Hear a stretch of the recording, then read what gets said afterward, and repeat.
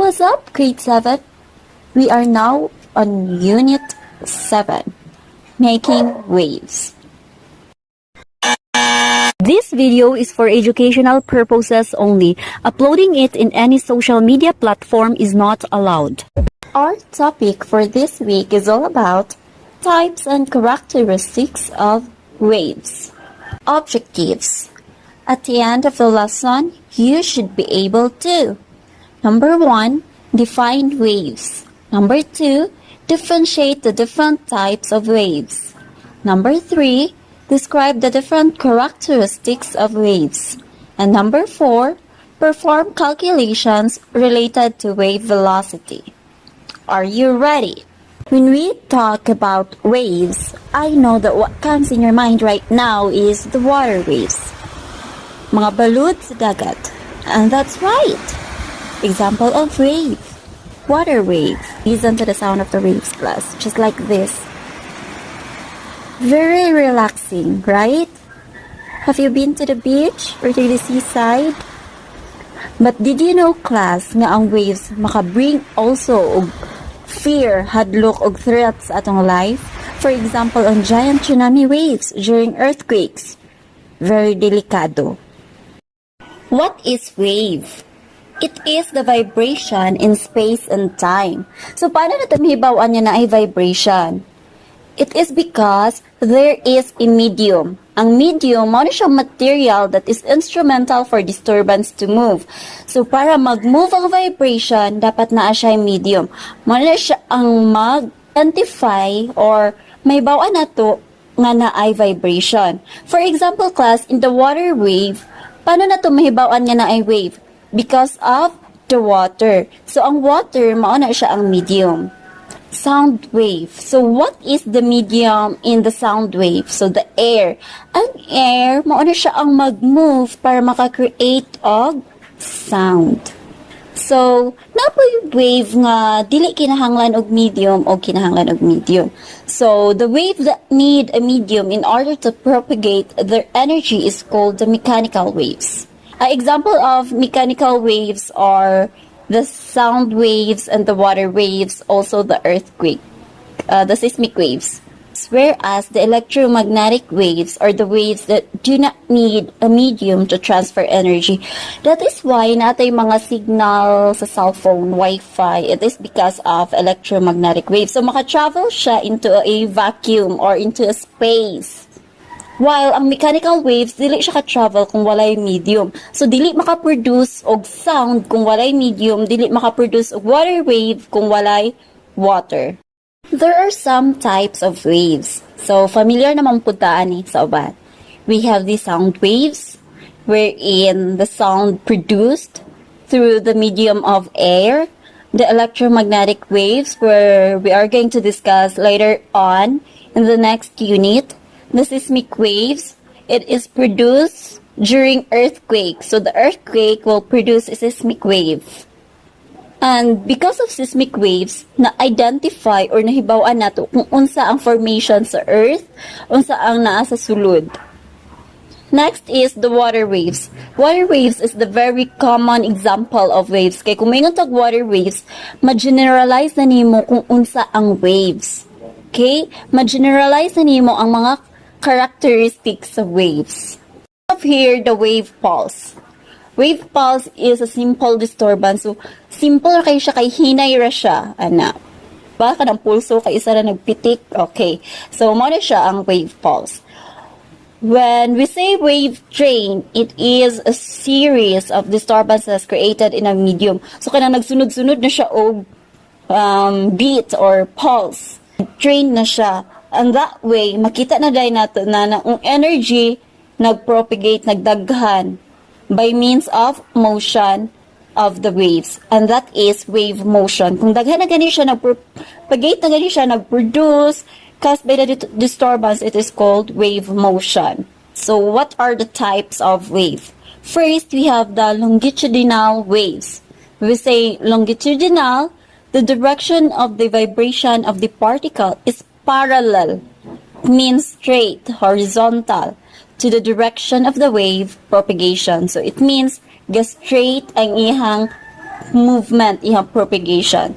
So, mani siya, straight, as you can see in the illustration. So, that is longitudinal waves. So, areas are those that put coils together. Kung mag-coil sila, kung mag-uban sila, ang waves nag-uban is called compression, di ba? Nag-compress, nag-uban. Then, if nag-expand, expansion or rarefaction are areas where the coils are farther apart. So, kung lagyo sila, that is rarefaction or expansion. So, kaning mga LP, mano siyang rarefaction, lagyo sila. Pag nag-uban, compression, HP. So, example of longitudinal wave is the sound wave. Next is transverse waves. These waves are formed when the direction of the vibration is perpendicular to the propagation of the wave. So, lahi ang iyahang movement. The transverse waves is perpendicular ang iyang movement. So, example of this is the seismic waves and the electromagnetic waves. Example of waves is the ultrasound scanning. So, as you can see here in the illustration, ing ana ka sa una katong napakasatigan, tanawa. Okay. Because of the sound waves, mag-produce siya og picture inside the body. So, kay nadunggan man niya ang beat, ang pulse, ang waves sa tiyan sa mother. Ang katuda yung waves is mag-produce og pictures. So, ingana ang mahitabo. So, isn't it amazing? Next is the characteristics of waves. First is the reflection. When we say reflection, it is the bouncing of the waves when they hit a boundary. So, tanawa, kung muhit na gani siya sa boundary, sa line, it means mag-reflect siya, di ba? Kung unsay yang dagway sa taas, ing ana gyapon iyang dagway sa ubos. Reflection, di ba? Kung magtanaw mo sa samin, sa iyong dagway, ing ana gyapon inyo makita sa samin.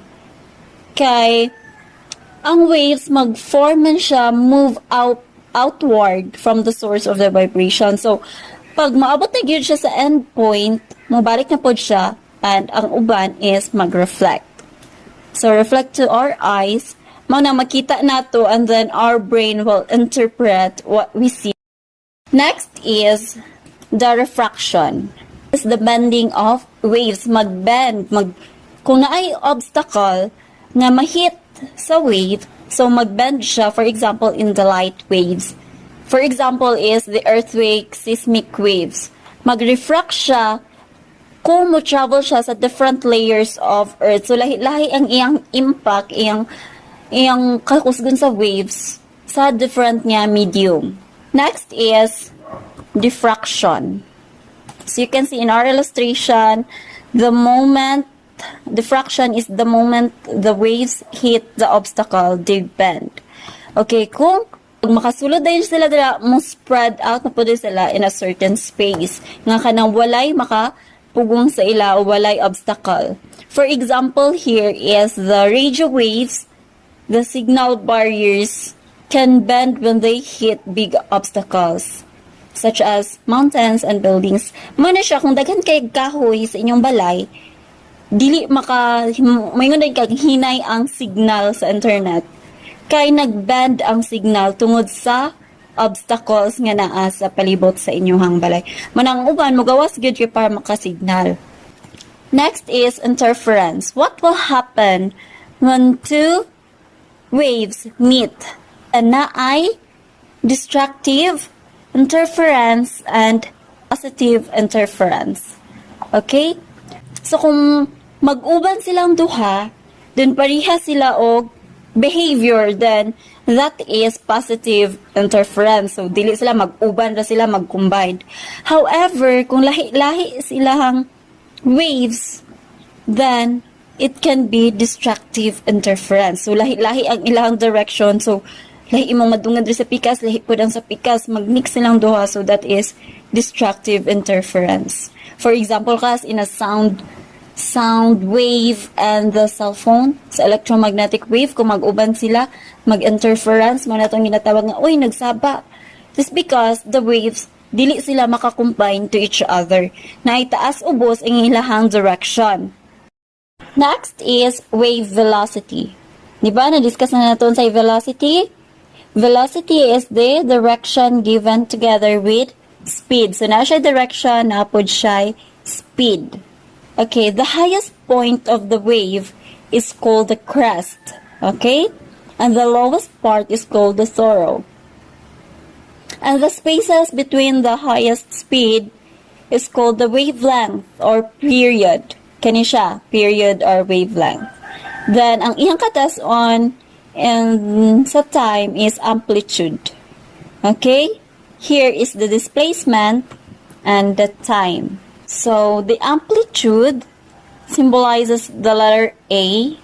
The amplitude is the distance from equilibrium position of the wave to the crest or throw. So, iyang symbol is letter A.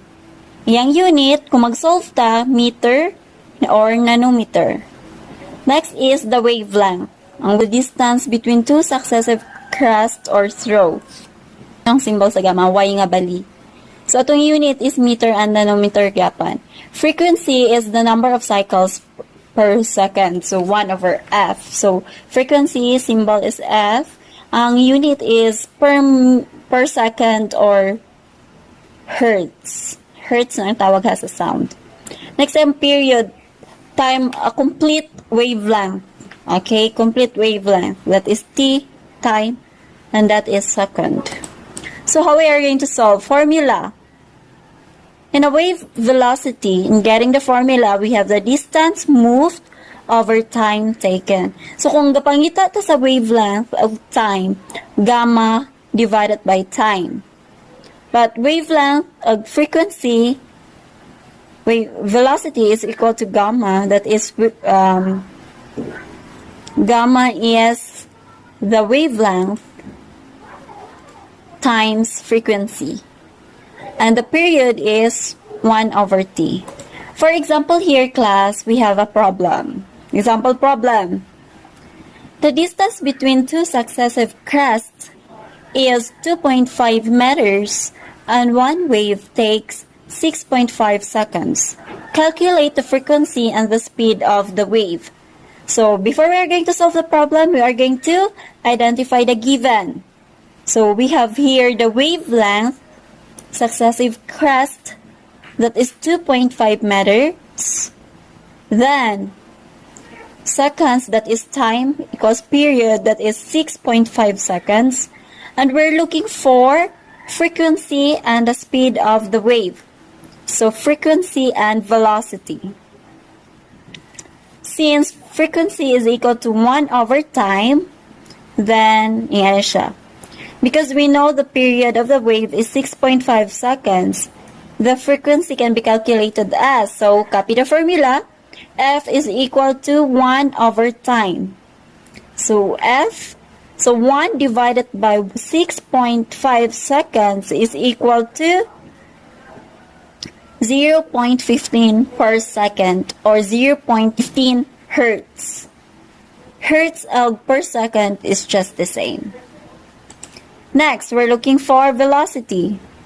So, we can use the calculated frequency from A in order to determine the wave velocity. So, our formula used is velocity is equal to wavelength or gamma times frequency. So, it times rin nato. Right? So, from the given, 2.5 meters times 0.15 hertz is equal to 0.38 meter per second. So, take note, hertz means per second, so they are just the same.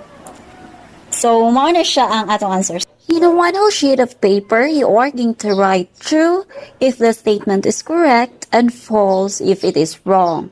So, it has item 1 to 10. So, you are going to answer this. So, umhibawaan yun ako ang kanang skip sa video kay 1 to 4, yun na for sure ang mansiran. After this, you are going to identify the different parts of the wave. So, you are going to label kung unsa tong natudlo sa arrow. Okay? It is also items 1 to 5. So, you are going to pass it on February 7, 2022. Okay? So, that would be all for this week. Thank you and God bless.